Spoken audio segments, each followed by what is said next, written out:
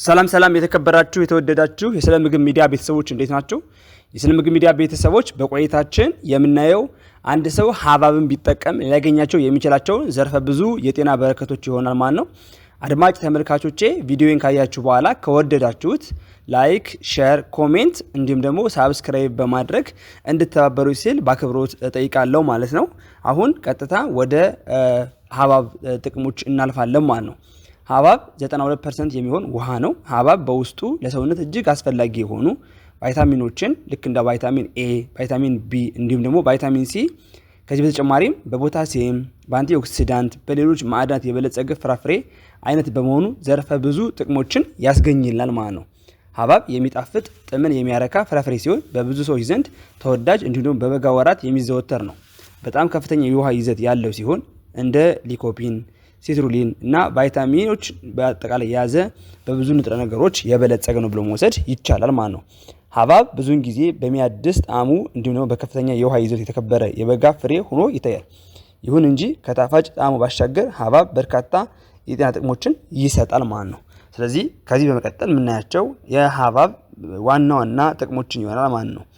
ከዋና ዋና ጥቅሞች መካከል አንደኛ ላይ የምናገኘው ሐብሐብ የልብ ጤናን ያሻሽላል።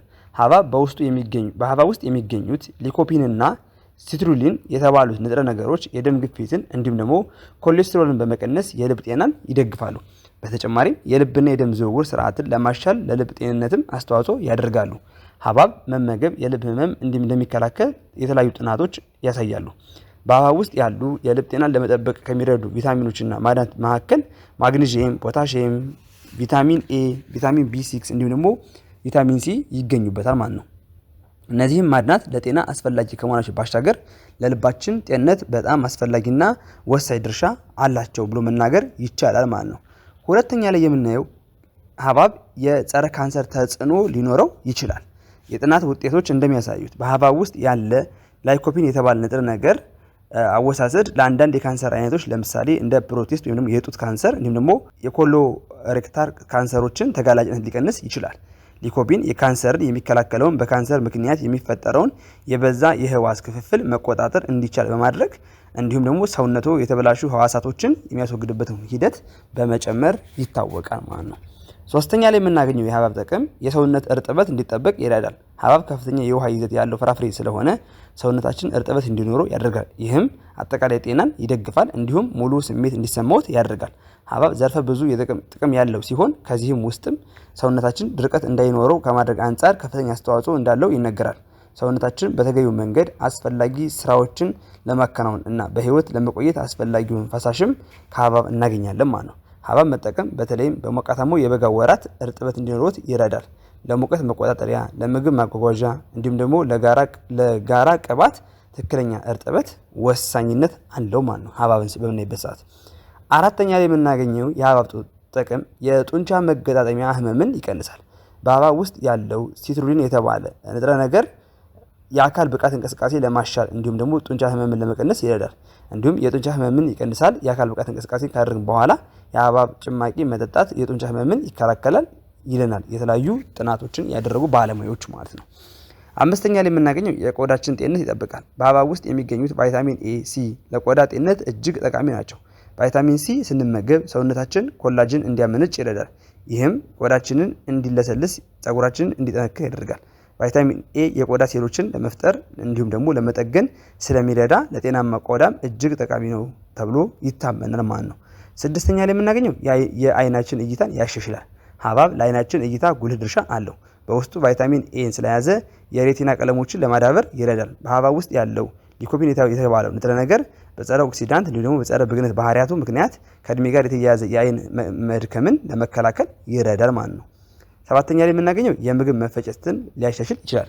ሐብሐብ ብዙ ውሃ፣ አነስተኛ መጠን ያለው ፋይበር ይይዛል። ሁለቱም ለጤናማ የምግብ መፈጨት ዑደት በጣም አስፈላጊ ናቸው። ይህም መደበኛ የአንጀት እንቅስቃሴን በመደገፍ የምግብ መፈጨት ጤንነትን ይረዳል ማለት ነው። ስምንተኛ ላይ እብጠት እንዲሁም ደግሞ የኦክሳይድ ውጥረትን ሊቀንስ ይችላል። አንዳንድ ጥናቶች እንደሚያሳዩት ወይም እንዳረጋገጡት በሐብሐብ ውስጥ የሚገኙት አንቲኦክሲዳንት፣ ሊኮፒን እንዲሁም ደግሞ ቫይታሚን ሲ ጥምረት እብጠትን እንዲሁም ደግሞ የኦክሳይድ ጉዳትን ለመቀነስ ይረዳሉ ማለት ነው። እንዲሁም ደግሞ የደም ግፊትን ይቀንሳሉ። በሐብሐብ ውስጥ የምናገኘው ቫይታሚን ሲ ይህ ኃይለኛ አንቲኦክሲዳንት በመሆኑ በሽታ የመከላከል ስርዓትን ይደግፋል፣ የኮላጅን ምርትን ያሻሽላል፣ እንዲሁም ደግሞ የብረት መሳብን ያሻሽላል ማለት ነው። 9ኛ ላይ የምናገኘው በደም ግፊትና በስኳር በሽታ የመያዝ እድልን ይቀንሳል። ሐብሐብ ሲትሩሊን የተባለ አሚኖ አሲድ ስለያዘ በሰውነታችን ውስጥ የናይትሪክ ኦክሳይድ መጠንን እንዲጨምር ያደርጋል። በዚህም የደም ስሮቻችን እንዲስፋፉ በመርዳት የደም ፍሰትን ያሻሽላል። በመጨረሻም የደም ግፊትን ይቀንሳል። ፖታሺየም ከሐብሐብ ውስጥ በቂ የፖታሲየም ቅበላ ከዚህ ጋር የተያያዘ ነው። የታችኛው የደም ግፊትና በስትሮክ የመያዝ እድልን ይቀንሳል ማለት ነው። 10ኛ ላይ የምናገኘው አላስፈላጊ የሰውነት ውፍረትን እንዳይከሰት ይረዳል። አነስተኛ ካሎሪ በውስጡ ስለያዘ ጤናማና የተስተካከለ የሰውነት አቋም እንዲኖረን ከፈለግን ሐብሐብ ተመራጭ ማድረግ ይኖርብናል። የሜታቦሊዝም ስርዓታችንን በማፋጠን ስባችንን እንዲቀልጥ ከማድረግ አንጻርም ጉልህ ሚና አለው። ሐብሐብ ውስጥ የሚገኙት ቫይታሚን ኤ እና ቫይታሚን ሲ ለቆዳ ጤንነት ጠቃሚ ናቸው ብሎ መውሰድ ይቻላል ማለት ነው።